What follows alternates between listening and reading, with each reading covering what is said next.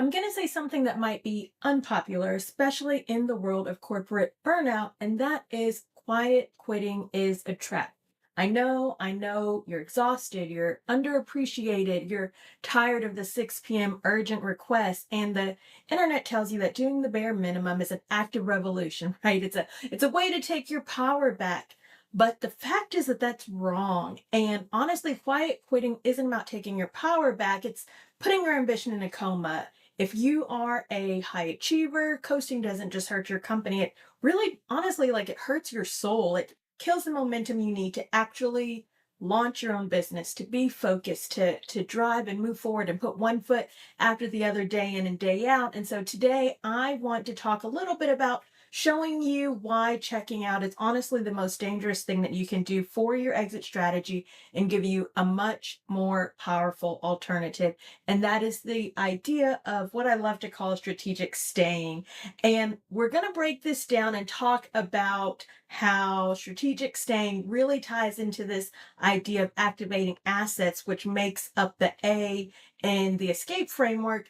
And it starts with how you show up to the office tomorrow morning. So again, I get it. This idea of quiet quitting, it's been looked at as like revolutionary and all of these different things. But here's the problem for a lot of individuals, right? Like we can't just turn excellence on and off like a light switch. So I'm willing to guess that if you are a rock star at work, if you're someone who excels, work is probably not the only aspect that you excel in. You probably, maybe you were great at sports growing up. You might have been a really great student. There were things that you were asked to lead and be a part of, just kind of growing up or even now outside of work, right? Like the work isn't the only place where your excellence shows up. It really permeates your entire being, your entire life. I know me personally growing up as the oldest of 10 kids, like I was always told, do your best, not unto men, but as unto the Lord. I was told, you got to set the bar, you got to set the standard, all of these different things. So for me, I always put my best foot forward in anything that I did, whether it was learning a new music instrument, whether it was sports, school, whether I was like trying to like read a book faster than than everybody else, right? Like this idea of just putting my best foot forward was a part of like my personality, my character, who I was, however you want to phrase it. And for a lot of you guys, you're probably in that same space. So for you to say like, hey, I'm going to take all of, my best work, my best energy, my best everything and put it over here when I'm building my business, and then when I'm at work, I'm going to dial it back down. Like you can't do that, right? Like you find yourself dialing it down at work, and then there's no way for you to turn that on switch back on to 100% when you're outside of work, right? That lever tends to be a constant, and for us, we kind of default to have it set at that highest setting. So if you spend 40 hours a week training your brain to do the bare minimum, to ignore the problems and to just get by, guess what happens when you sit down at 6 p.m. With your notebook in hand and start building out your business plans and working on your own business. Your brain stays in that minimum effort mode. So you spend all day practicing being mediocre or being, just good enough. And now you're trying to build this world-class legacy and it just doesn't work. So when you quiet quit, you tend to lose your edge, right? You lose that high achiever's mindset, that muscle that really allows you to solve complex problems, lead with authority, and always look at things with 100% focus. And let's be honest, if you're a high achiever, you probably hate doing hate doing bad work, right? Like your brain just doesn't wrap around this idea of not putting your best foot forward. And so quiet quitting, what tends to happen is really it creates like this massive internal conflict, right? You feel like a fraud, you feel stagnant, and that stagnation, it leads to this sense of leads to like losing some of this self-confidence. And that confidence, it really is that main thing that you need going into being a CEO, going into making a huge change, going into building something for yourself. And so what tends to happen is you're no longer, sticking it to the man, so to speak. You really are eroding your own belief in what you're capable of. So want to kind of flip the narrative on that a little bit. So if we're not going to quiet quit, right, it doesn't help us, it's not serving us. And I'm not coming from the standpoint of saying, we must give everybody 110% and do your best work. I'm not coming from that standpoint. I'm coming from the standpoint of what we do for 40 hours every single week is going to trickle into how we feel about ourselves when we sit down to build something for our own.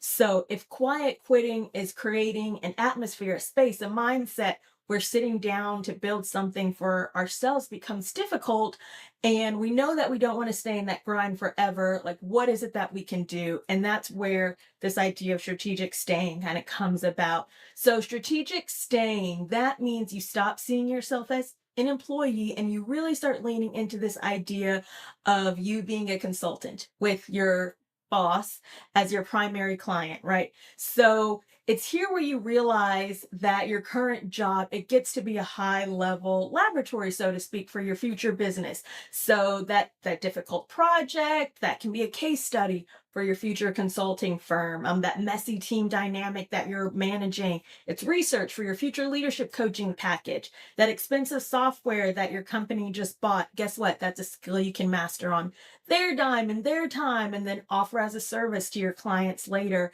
And I talked in the episode last week about when I had first left my corporate job and started building leadership coaching and leadership training workshops. So much of that was from my time spent with the leaders in my corporate job and asking them, like, what is it that you would need, your first day on the job, what would it have helped you to have, and just seeing the areas that they were struggling in, seeing the areas that they were excelling in, and building stuff around there, right? So use it almost like a research lab, so to speak. And honestly, like when you stay from that strategic mindset and kind of with that strategic space, you don't end up over delivering for the sake of a gold star from your boss, right? You deliver excellency because you're practicing for your own empire and you're building a version of yourself that's going to be ready to lead, to branch out on your own and create amazing things. So this leads us to this idea of like, how do we build these skills? Specifically, when we're thinking about building your legacy, how do you want to be remembered when you leave? And if you quiet quit and you just leave this trail of, half finished projects, annoyed colleagues, you burn your bridges before you even built your boat. But if you practice this idea of, what I love to call skill arbitrage, you find this intersection between what the company needs and what you need to learn for your business. And so, if you need to get better at sales, acts like, hey, can I sit in on, a business development meeting? If you need to learn marketing, like volunteer to help with the new internal campaign, and look at it from the standpoint of getting paid to, get an MBA, so to speak, in your own future niche, right? And it makes the workday feel shorter because it's no longer about them. It does really get to be about you and your future. You're not working for the man anymore. You're studying for the CEO yourself, right? So again, this isn't about saying, make sure that you're giving corporate, every single piece of energy that you have in you. This is about saying, okay, while I'm here, what are the things that I can do to make sure that I'm setting myself up for future success? I know I don't want to quiet quit because it puts me in a mindset where doing my best work afterwards is difficult because that part of my brain has been turned off for 40 hours every single week. So what can I do instead, right? I can use this as a chance to learn about my future niche, test certain things out, ask questions from people that I may not have access to later on. And I can also take this to learn, right? I need to learn how to be a better seller. I can go do this, that, and the other thing. I need to be a better presenter. I've talked about that before, having a moment when I decided, you know what, I want to get really good at speaking in front of people, presenting in front of people. And that was when I decided to take some leadership positions in a couple of different organizations, asked to run team meetings, different things like that. And I had set a goal for myself to be presenting in front of a group of 10 or more at least once every single week.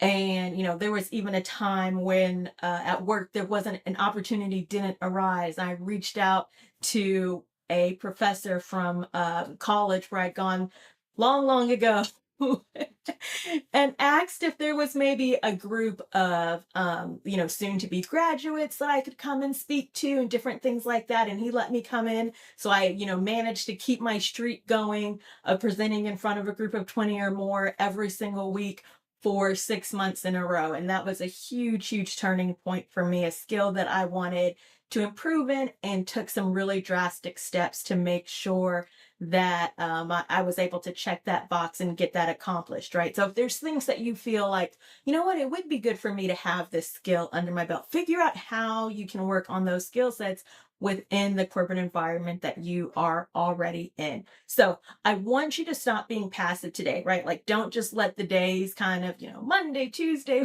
Wednesday, Thursday, go ahead and get strategic with it. So one of the action items that I would love for you to start right now is really taking this and having some ownership within it. So what to do, what does that look like, right? Grab a piece of paper, draw two columns, divide the paper in half, whatever that looks like.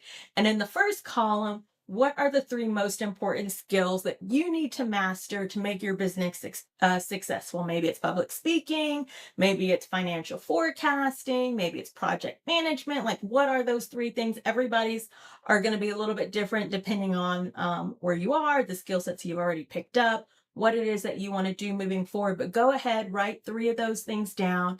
And then in the second column, identify a project or a task at your current job that allows you to practice this skill. So, like I said, with public speaking, I asked to lead team meetings. I asked to do introductory sessions with the new hires.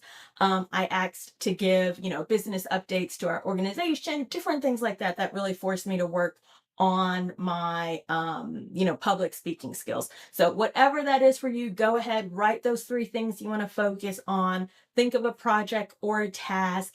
And if you can't, in your next meeting with your leader or a mentor, or someone senior in your organization, don't be afraid to say, hey, I've decided that I would really love to work on my public speaking. Hey, I've decided I really want to work on my financial forecasting. I really want to work on, XYZ. What kind of project can I be a part of that will help me in that area? And I bet you they'll have two or three right off the bat that they can share with you to help you in those areas. So if you don't have one that you can think of off the top of your head, ask somebody else. Don't allow that to be a hindrance, a speed bump for you. Really want to see you guys leaning into this. And then this week, lean into that specific task with 100% of your focus, right? Give it all you got, the same way that you're giving, you know, all of yourself in all these different areas. Go ahead and give that new task 100% focus, not because you want a promotion, but because you're using that task to sharpen the tools that you'll need to become that sovereign CEO, and reframe your workday as a training ground, right? So that you're able to come and bring your best self and know that it's not just for the here and now, but it's also for down the line as well. And, really, again, want to hone in on this idea, quiet quitting. It can be a slow death, but this idea of strategic staying, it's a tactical launch, right? Can really help propel you. And so the choice is yours. Are you going to fade out? Are you going to fuel up? And one thing that I want to circle back around to was, I mentioned you don't ever want to leave, work that wasn't completed, or things where you didn't get put your best self forward, just trailed behind you. There's so many times, even now, almost 3 years later, that I have people reach out to me and they'll say, hey, I spoke to so and so, and it'll be someone that I worked with in a previous corporate environment. And they said such great things about you. I want to know what you're doing now. So there's so many opportunities that I've had come my way from relationships in corporate, because I made sure I didn't burn those bridges. Those people saw my best work. They saw my best self every single day, even leading up to me leaving. So do the same thing, right? Because you never know where your next client, where your next opportunity, where your next project may come from. And you want everyone around to have amazing things to say about you. in a genuine way, right? Like I'm not saying go out and be like disingenuous and any of this, but you never know. And people love to say you only get one time to make a first impression, and that's true. But a lot of times those first impressions don't come from us. They come from people who've seen our work, who know us intimately, who are either standing up and saying like, "Hey, Shanice is a great person. You should work with her. She's done great work," or Shanice left this trail of, nothingness behind her, or work that wasn't her best. Don't work with her. So, with that in mind, right, quiet quitting again can add in another layer of struggle or stress that we may have to come down the line if we're not thinking about this from a strategic staying aspect instead. So, the choice is yours. Like I said, I don't want you guys to fade out. Want to make sure that you're fueling up with the time that you are still in corporate. And then in our next episode, we're going to be putting all of this together into the full Escape Masterclass, going to show you how to take all these different mindset shifts that we've been talking about and turn them into a 12-month roadmap, what that looks like for you. And comment below if you don't mind, like what is one skill at your current job that your current job is paying you to learn right now. Would love to see what that skill list looks like for you. If you haven't already, go ahead and subscribe. Chenise Upshur for Corporate Escapee, and I hope that you all have a great rest of the week.